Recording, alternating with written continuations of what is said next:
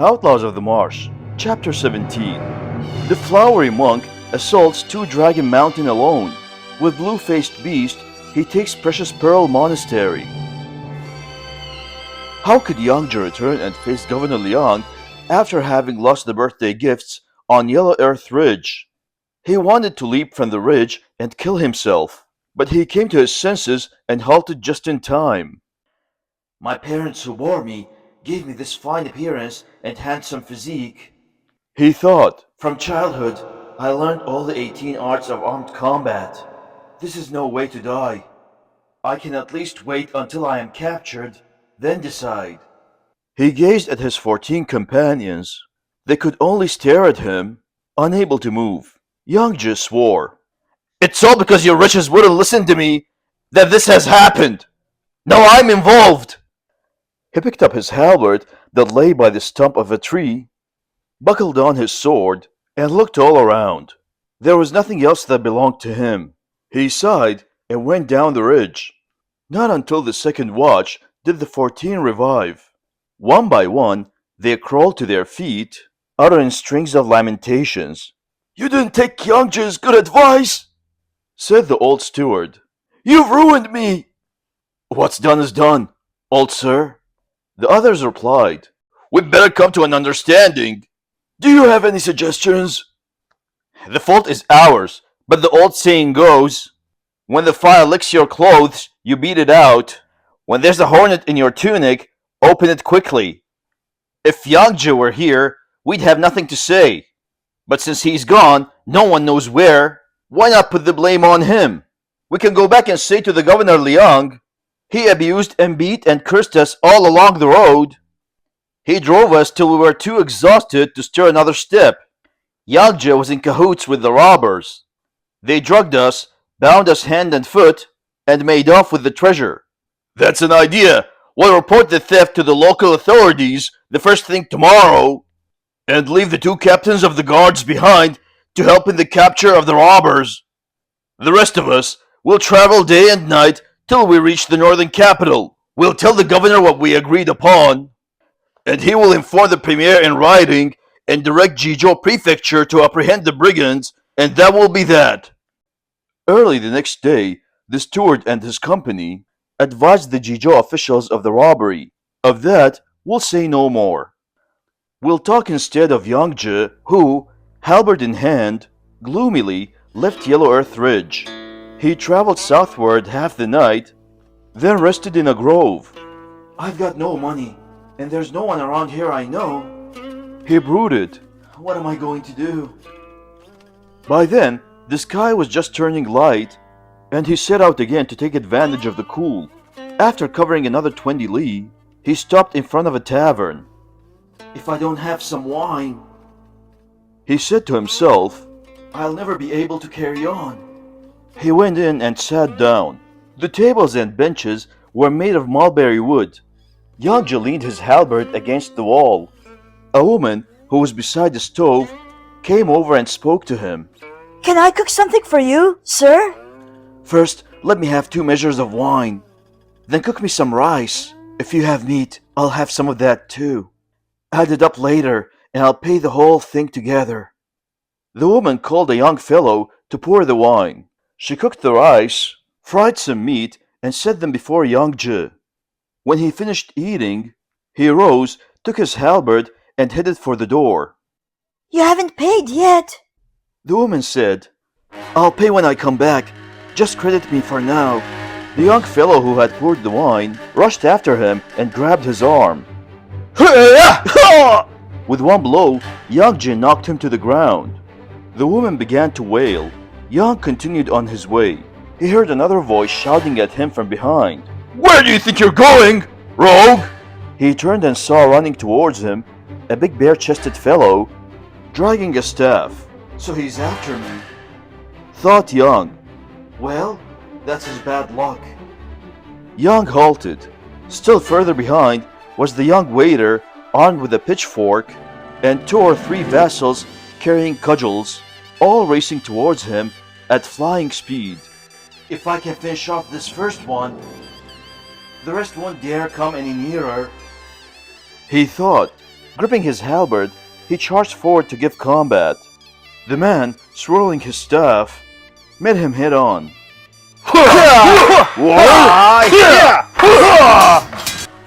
They fought 20 to 30 rounds. Of course, the man was no match for Yang Zhi. He could only parry and dodge. The young fellow and the vassals were about to join in the fray when the staff wielder jumped from the combat circle. Nobody move! He shouted. You, big fellow with halberd, what's your name? Yang Zhi smote his chest. It is and always have been Yang Zhi, The blue-faced beast. I haven't changed my name. Not Yang Zhi, military aide in the palace of the eastern capital? How do you know I'm military aide Yang? The man cast down his staff and fell on his knees. I have eyes, but didn't recognize Mount Taishan. Yang raised him to his feet. And who are you, sir? I'm from prefect of Kaifeng, originally, and I was a pupil of arms instructor Lin Chong in the Imperial Guards. My name is Cao Zhang. My family have been butchers for generations. I know how to slaughter sinews, cut bones, remove entrails, and skin carcasses. For that reason, I am known as the Demon Carver.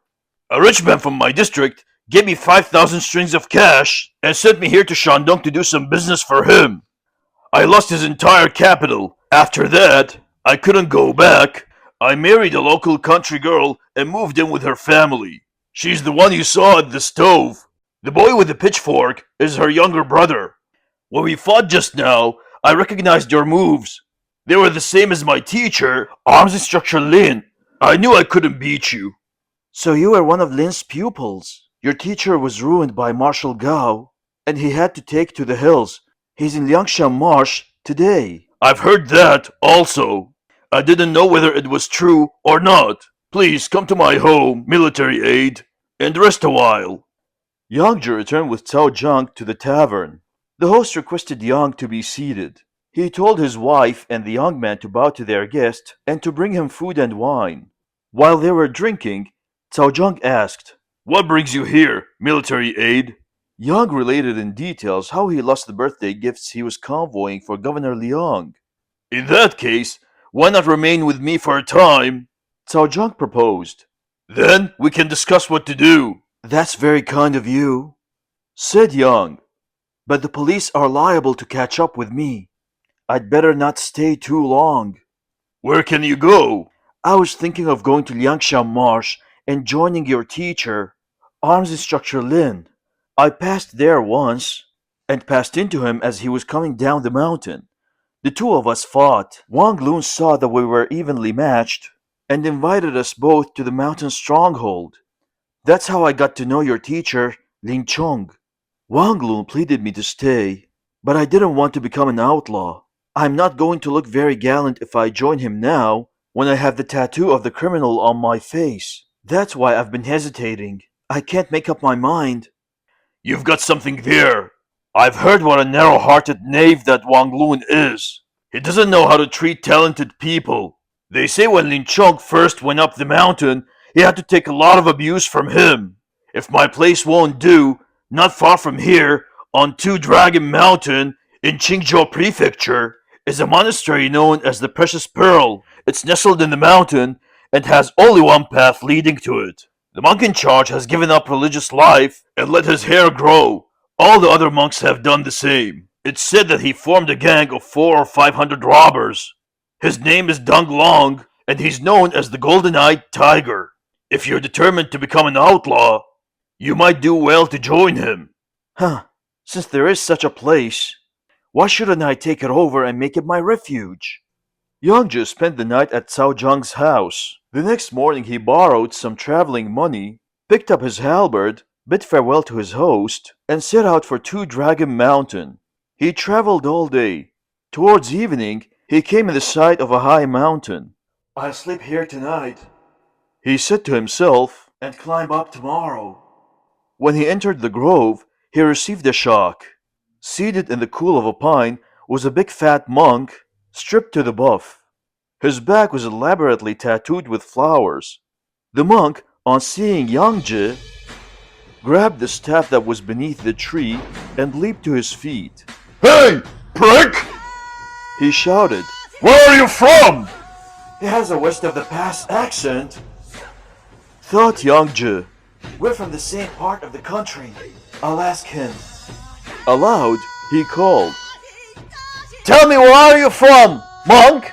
Instead of replying, the monk came charging forward, twirling his staff.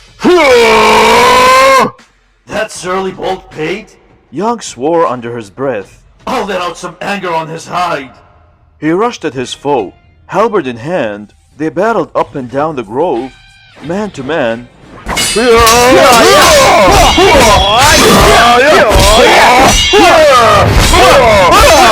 until they have fought 40 or 50 rounds, with neither the victor. The monk executed a feint and jumped from the combat circle. Rest! He roared. Where was there ever such a monk? Yang said to himself admiringly, He's really good. His skill is terrific. I can just barely outfight him. You blue-faced fellow! Yelled the monk. Who are you? I'm Youngju, a military aide from the eastern capital. The one who was selling his sword and killed that loafer New Ur? Don't you see the tattoo on my face? The monk laughed. Who would have thought would meet here? May I presume to ask your name? Sir Monk, how did you know about my selling my sword? I used to be a major in the Yan'an garrison under old General Zhang. Then I killed Lord of the West with 3 blows of my fist and had to shave my head and become a monk of Mount Wutai. Because of the flower decorations on my back, everyone calls me the flowery monk Lujushin. Yang just smiled. So we're both natives of the same place. I've heard about you in the fraternity of the gallant men, but I thought you were at the great Shangwu monastery. What are you doing here? It's a long story. When I was in charge of the monastery's vegetable garden, Marshal Gao wanted to have Lin Chong killed. I wouldn't stand for such injustice. I went with Lin all the way to Changzhou and saved his life. The 2 escorts went back and reported that to that lout Gao, that logician of the great Xianghu monastery, had rescued Lin just as they were about to murder him in Wild Boar Forest and had gone with them right up to Changzhou, and that was why they couldn't finish him off. The mother raper was furious. He made the abbot dismiss me and was sending men to arrest me. But I was tipped off by a gang of rascals and was able to foil the rogue. I burned down the vegetable garden buildings and took to the road, but nowhere could I find a refuge. In Mangzhou Prefecture, I stopped at a tavern in Crossroad Rise and was nearly done in by the tavern's keeper's wife. She drugged my wine and I collapsed in stupor. Luckily, her husband came home early.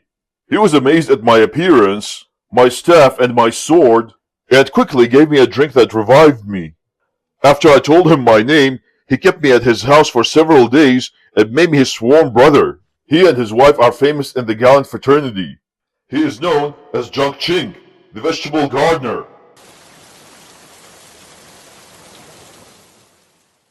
She is Sun Er Nyang, the female yaksha.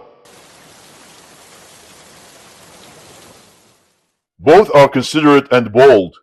After 4 or 5 days at their place, I heard that I would be safe in the Precious Pearl Monastery on Two Dragon Mountain, and I went there, intending to join Donglong's band. But the wretch wouldn't have me. I fought him, and he saw he was no match for me, so he fled up to the mountain, closing and bolting the 3 big gates at his foot.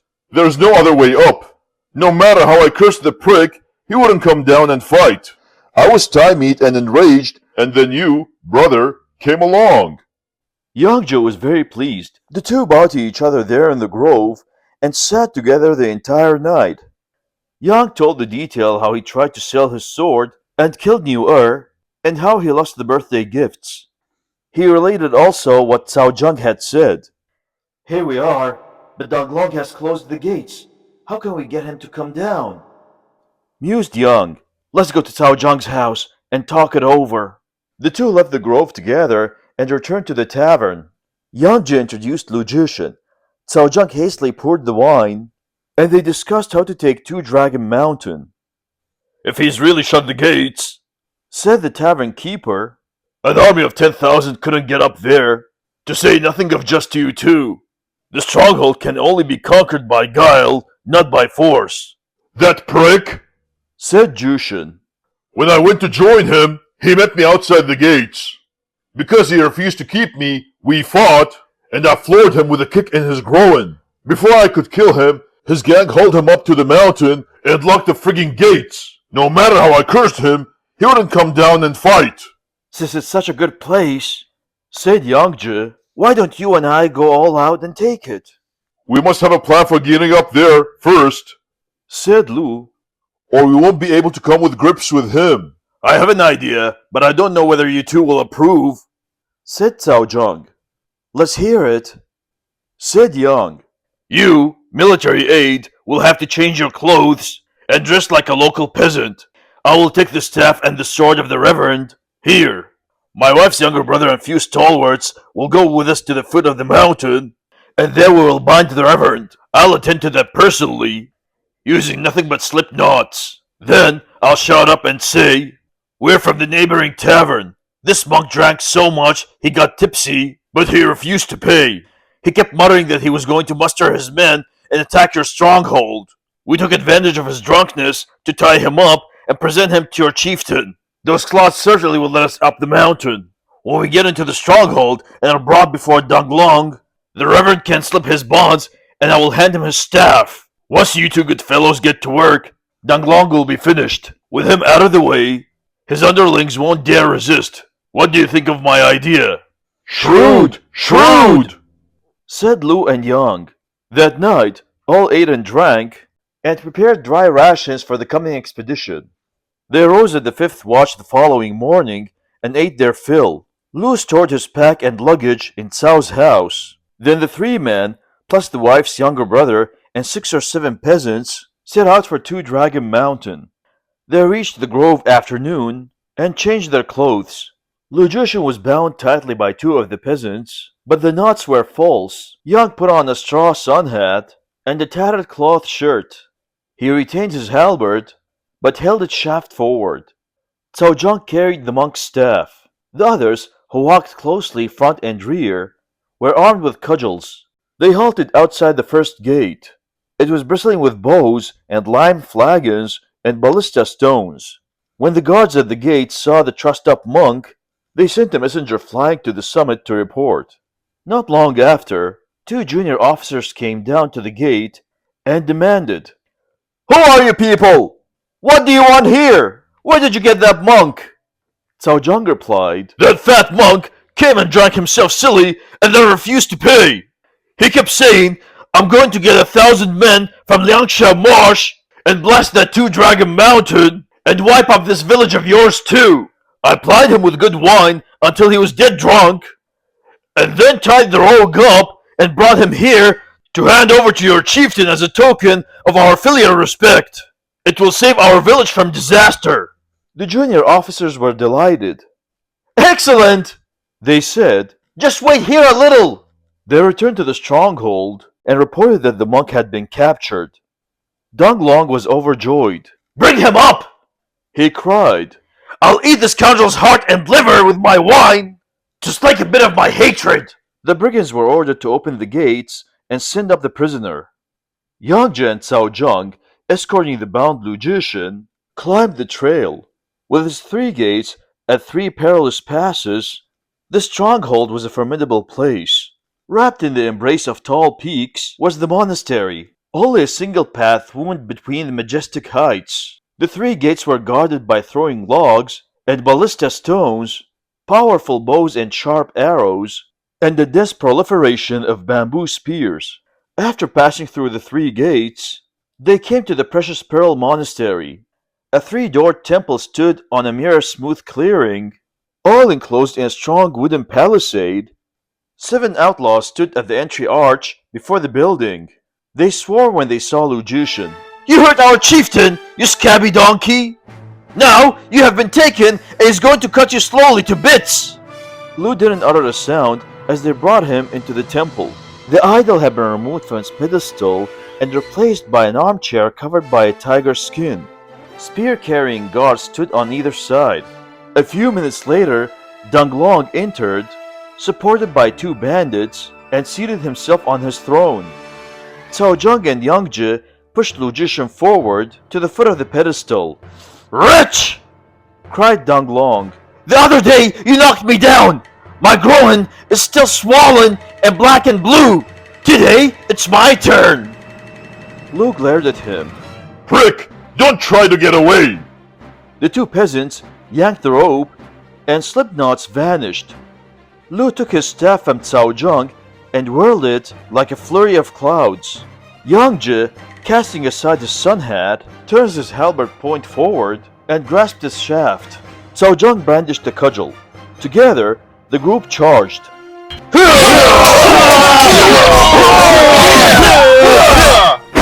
Danglong struggled to escape,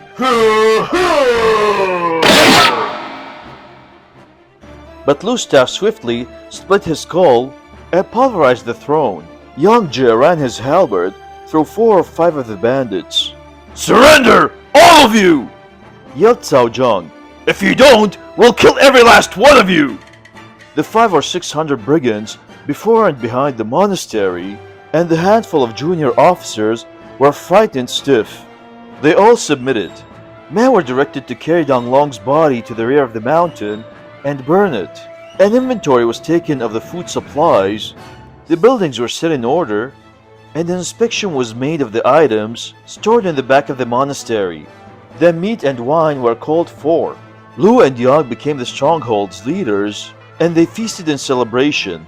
The bandits, who all swore fealty, remained under the direct control of the junior officers. Cao Zhang bid farewell to the 2 bald fellows and returned home with the peasants. Of them, we'll say no more. We'll talk rather of the old steward and the soldiers who had convoyed the birthday gifts. They traveled daily from dawn to dusk until they reached the northern capital. They reported directly to Governor Liang at his mansion. Kneeling before him, they confessed their criminal blunder. You've a hard time on the road. I'm thankful to you, said Liang. Where's Major Yang Zhi? He's unspeakable, they cried. An audacious, ungrateful thief. 5 or 6 days after we left here, we arrived at Yellow Earth Ridge. It was very hot and we rested in the cool of a grove. Who would have believed that Yang Zhi was in league with 7 robbers disguised as date merchants? He had arranged to meet them, and they were waiting there in the grove with 7 laden carts. He also had a fellow carrying wine come and rest on the ridge. We bought wine from him, but it was drugged, and we fell down in stupor. Then they tied us up, and Yang and the 7 robbers loaded the birthday gifts onto the carts, together with their luggage, and trundled them all away. We reported the crime to Jizhou Prefecture, and left the 2 captains to help the authorities apprehend the culprits. The rest of us hurried day and night to report back to your excellency. Liang was shocked. That thieving exile, a convicted felon, who thanks to my efforts was raised respectfully. How could he be such an ingrate? If I ever get hold of him, I'll smash him to bits. He had his scribe write a document, which he immediately dispatched to Jizhou. He also sent an urgent letter to his father-in-law, the premier in the eastern capital, retailing what had transpired. We'll not speak of the messenger to Jizhou, but rather the emissary to the eastern capital. He was received by the premier and presented the letter. Tsai read it, aghast. What brash devils those robbers are! He exclaimed. Last year, they stole the birthday gifts my son-in-law sent me, and they haven't been caught to this day. Now they've robbed me again. Something must be done, or we'll never be able to maintain order. He issued a directive and dispatched an officer of his court to deliver it at all possible speed to the prefect of Jizhou, calling for the immediate arrest of the culprits and demanding a formal reply. For some days, the prefect had been despondently mulling over the order he had received from Governor Liang of Daming, the northern capital, over the order he had received from Governor Liang from Daming, the northern capital. Now the gatekeeper came in and announced, An officer from Premier Tsai of the eastern capital is here with an urgent directive for your excellency. The prefect was startled. It must be about the birthday gifts. He thought. He hastily summoned court and received the officer. I've already been notified by Governor Leong's stewards He said, and have sent my police to apprehend the criminals, but we haven't discovered a trace. A few days ago, the governor made another query, and I again sent my police out with strict orders to investigate and arrest, but so far they haven't caught them. I'll reply personally to the Premier the moment we hear anything. I'm very close to the Premier. the officer said. He sent me here especially to make sure we get them. Just before I left, he told me that I was to stay here until you've apprehended every one of them. The 7 date merchants, the wine cellar, and the fugitive officer Yang Zhe. He set a time limit of 10 days within which to arrest and deliver them to the eastern capital. If you fail to do so, I'm afraid you'll be sent into an exile on a remote Shaman island. It will also be difficult for me to return to the Premier's presence. In fact, my life will be in jeopardy. If Your Excellency doesn't believe me, please read this order. The prefect was greatly alarmed after reading the document. He immediately summoned his police officials. A man came forward and hailed him respectfully. Who are you? Asked the prefect. Hotel, Police Inspector of 3rd District. Are you in charge of that robbery of the birthday gifts on Yellow Earth Ridge? Yes, Your Excellency. I've been working on the case day and night. I sent our quickest and most sharp-eyed men to the ridge to search, but although I've had them beaten several times, they still haven't found a trace. We're doing our best, Excellency, but it looks hopeless. Rot! If the superiors don't press, the underlings loaf. I started my career by passing the palace examinations. Becoming a prefect wasn't easy, and now the Premier in the eastern capital has sent me an officer with an order giving me 10 days to catch the robbers on pain of dismissal and exile to Shaman Island. You're a police inspector, but you're not trying, and the disaster falls on my head. I'm going to exile you to a miserable border garrison, so far that even the wild geese can't reach it. The prefect sent for the tattooer and had him written on Hotao's cheek, exiled to blank prefecture, leaving the name of the destination blank. If you don't catch those crooks, He warned. you can accept no mercy. Hotao left the prefect's court and returned to his station. He immediately called most of his police to a private room for a conference. They all sat, looking at one another, as silent as geese with arrow-pierced bills, as mute as gill-hooked fish. This is the room that I pay you in, Said Hotao. You're not generally so quiet. Is it because we're having a hard time solving this case? I'm the one who should be pitied. Don't you see what's written on my face? We're not blocks of wood, said the policeman. We know you've been pressured from above. It's just those date merchants must be brigands from some stronghold deep in the mountain in another prefecture. Once they snatched the booty, they surely hauled up to celebrate and revel. How can we catch them? Even if we knew where they were, we could only gaze at them from a distance. Hotao had been 5/10 depressed to start with. Now, those words added another 5/10. He left the station, mounted his horse, rode home, and tied the beast to the trough in the rear of the house. Then he sat and brooded. Why are you so dejected? His wife asked. You don't know what's happened, Said Hotao.